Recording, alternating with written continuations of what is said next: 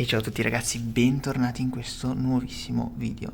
Quest'oggi vediamo come montare le luci targa LED sulla Fiat 500. Le luci in questione sono queste qui, sono totalmente CAN bus, quindi non daranno errore sul cruscotto. Vi lascio come sempre il link qui sotto in descrizione. Queste luci sono compatibili con tutte le Fiat 500, quindi 500, 500 Cabrio e 500 Abarth.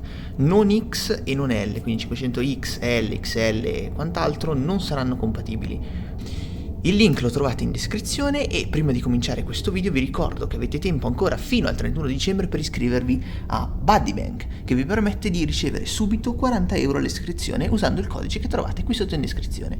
Per fare questo lavoro avremo bisogno ovviamente delle luci e di un semplice cacciavite a testa piatta. Quindi per prima cosa andiamo a spegnere la macchina e vediamo come sostituire la seconda luce. Il procedimento per sostituire questa luce è veramente semplice. Con un cacciavite andiamo a fare leva nella parte laterale e andiamo a rimuovere la vecchia plastica.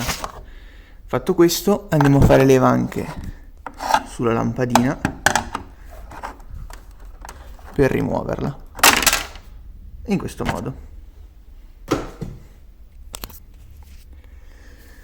Una volta fatto ciò prendiamo la nostra lampadina LED.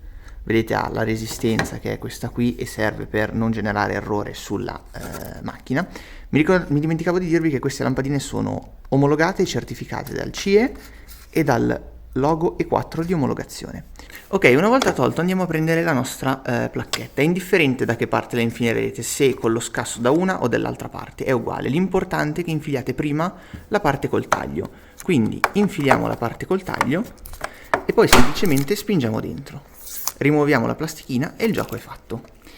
Un piccolo accorgimento che vi sento di dirvi è quello di non puntare la lancia dell'autolavaggio, la canna dell'acqua direttamente sopra la lampadina. Comunque ha anche lei questo gommino, quindi in teoria dovrebbe essere...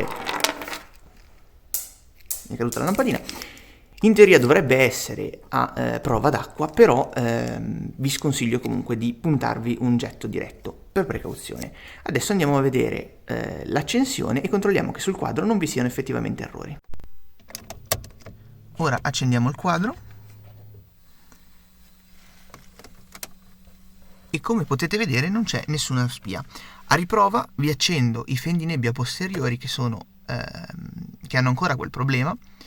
E come vedete controllo luci. Che problema? Ve lo trovate nel video che vi lascio qua sopra nelle schede, dove ho montato fendinebbia posteriori e retromarcia a LED. Purtroppo in quel caso il retronebbia non era CAN bus e quindi mi dà ancora questo problema. Adesso andiamo a vedere il risultato finito. Ed ecco qui il risultato finale. Come vedete funziona molto bene, fanno un sacco di luce. La mia è del 2008, quindi uno dei primissimi modelli, e come vedete funziona alla perfezione. Non scaldano, non sembrano scaldare, e guardate la luce che fanno anche per terra.